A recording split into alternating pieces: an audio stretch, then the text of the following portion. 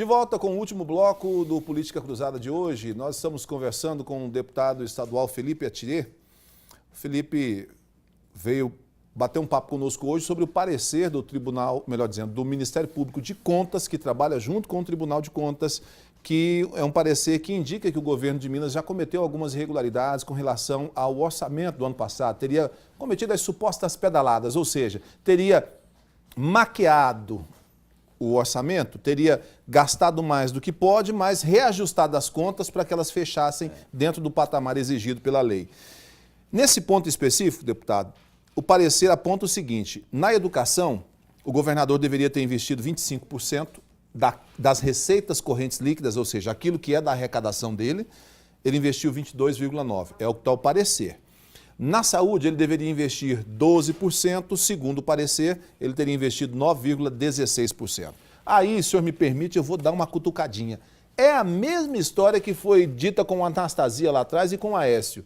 Não está se investindo, manda isso, depois o tribunal reconhece e volta atrás. Não estou dizendo que aqui tenha reconhecido, aqui está questionando.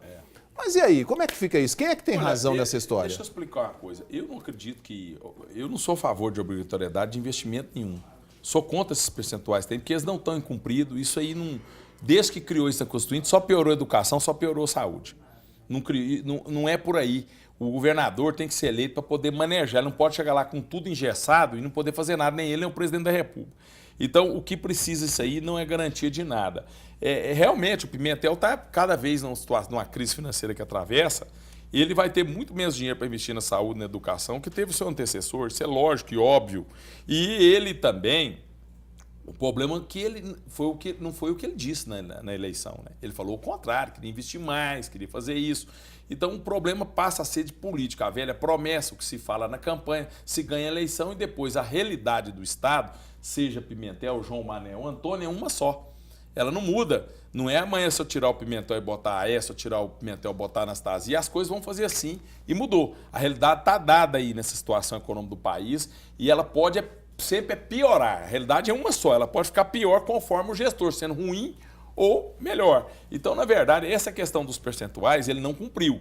Ele não cumpriu, criticou isso muito para trás, disse que iria aumentar e não cumpriu. E esses percentuais não são segurança de boa aplicação do recurso. E só diz que tem que gastar tanto agora. Esse gasto vai ser bem feito, o que vai julgar dentro desse gasto? Não é por aí. O legislador constituinte quis, achando que botando 25% para a educação, de 65 cidades analisadas, 65 países, o Brasil tem 56º. Então, a nossa educação está péssima, de primeiro grau, de ensino fundamental, ela está péssima no país em relação a vários países aí do mundo afora, até países que têm PIB menor do que o nosso, mais pobre que o nosso, estão melhor que nós em educação. Então, os problemas nossos não são só por aumento de mero percentual. Ele não cumpriu, está descumprindo a lei, porque a lei manda fazer e está agindo de forma ilegal. Porque se querem mudar, eu sou a favor, que então revoguem a lei com esses percentuais e deixem uma certa liberdade para os governantes fazer isso. Mas aí vira um problemão. Vira um problemão, não, me perdoe, aí eu vou discordar. Porque quando você não institui o mínimo necessário, nem isso vai, deputado. Mas que mínimo, Rick? Só as folhas de pagamento aí, se você pegar, hoje não tem como você operar com menos 25% da educação, não. A educação é algo intensivo em mão de obra.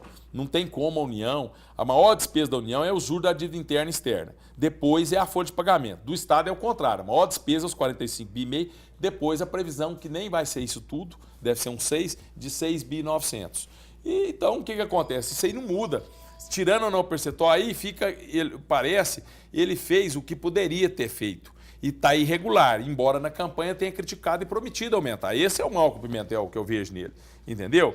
Na verdade, não é que não vai exigir, não tem como fechar 4.000 escolas, não tem como fechar centenas de universidades, institutos federais de educação, não tem como fechar a Receita Federal, vai fechar o Brasil. Mas ele não faz nenhum investimento novo. As despesas que existem na área de pessoal e nas estruturas que os governos federais e estaduais têm, são muito grandes, elas comprometem quase tudo já.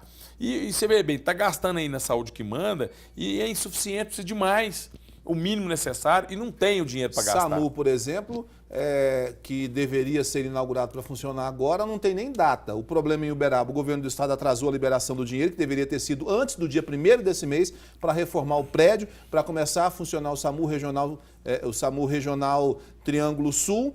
Não aconteceu, então agora só pode liberar depois de outubro, por causa do período eleitoral, aí vai para novembro, só vai começar o ano que vem. Todo mês falta em Minas Gerais 850 milhões de reais para pagar a folha de pagamento dos ativos e inativos. Esse dinheiro, deputado? Sabe como que ele está fazendo? 350, 400 ele deixou de pagar a dívida interna agora até dezembro. Já estava com liminar desde março. Esse ano não teve depósito judicial, né, igual ano passado, mas teve o cano da dívida interna. Aí choraram lá na União, a União deixou de recolher o dinheiro deles até dezembro. Então, todo mês ele está deixando de pagar 400 milhões para a União. É onde ele está fazendo 4 bi de reais aí para dar conta da situação. Para tentar dar conta da situação, deixando de pagar a dívida interna, que é o dinheiro das pessoas que está aplicado aí no banco. Que a União tomou emprestado para o Estado e passou para o Estado. Esse dinheiro não é da União, esse dinheiro é da TV Paranaíba, é dos particulares, que estão no sistema financeiro aí, na mão de Bradesco e Itaú, vendido para o Tesouro Nacional. Do próprio deputado também, né? Eu também tenho, você deve ter alguma reserva, todo mundo aplica isso no mercado financeiro de alguma forma. Está na mão do governo. Então, os governadores deixaram de pagar, todo mês está faltando ainda 450 milhões. Como é que o Estado vai passar dinheiro para a SAMU, Rico? Ele não tem todo mês, se ele voltar a pagar os juros da dívida interna e externa, que não é a maior despesa, eu falei para você, 6.900, a maior despesa é os 45,5 bi de pessoal. Então, como que ele vai repassar dinheiro? Ele não tem, todo mês faltam hoje 850 milhões de reais para pagar a folha dos quase 700 mil aposentados e ativos dos servidores do Estado. Ele não tem 850 milhões por mês. Então, está menos agora porque fez essa moratória da dívida interna. Então, está em torno aí, faltando todo mês 450 milhões. Entendeu? E aí ele deixa de pagar uma coisa ali, não paga o trem do SAMU, não paga para cá, empurra para lá, pedala daqui. Se achar um depósito judicial, passa a mão, não tiver no Estado, vai em cima das empresas agora, está desesperado, quer ver aumentar os impostos, rever o regime tributário de novo. Eu previ isso tudo aqui o ano passado, Rico. Então é muito difícil falar em investimento numa situação que é essa. Falta 850 milhões todo mês para o Estado pagar a folha de pagamento de 45,5 bilhões esse ano. Então é uma situação muito difícil de você resolver. Agora, isso está nessa situação porque a receita do Estado está caindo, o país parou, despencou, entrou numa recessão sem precedente, fecharam mais de 1.600.000 empresas no ano passado. Então, nós estamos vendo a produção da Fiat foi lá embaixo, a siderurgia acabou, a Samarco está fechada em Minas Gerais, que responde por 1% do PIB do Estado. Todas essas isso tudo avolumou. A região central de Minas, que é a economia mais rica, onde eu estou lá em Belo Horizonte, ela está pior do que a economia do Triângulo, as outras economias do Estado. Ela está sofrendo pelo problema da mineração, da siderurgia, da indústria de transformação, da indústria automobilística. Então a crise lá está muito maior. E isso fez as receitas, inclusive, despencar para todos nós. Porque soma no bolo e depois divide entre as 853 cidades, soma no bolo e depois divide. O Estado fica com a parte dele e faz a despesa de toda Minas Gerais. Está muito difícil essa situação. Tá certo. Nosso tempo está acabando, eu só vou ler essa nota aqui, eu já converso com o senhor para a gente encerrar.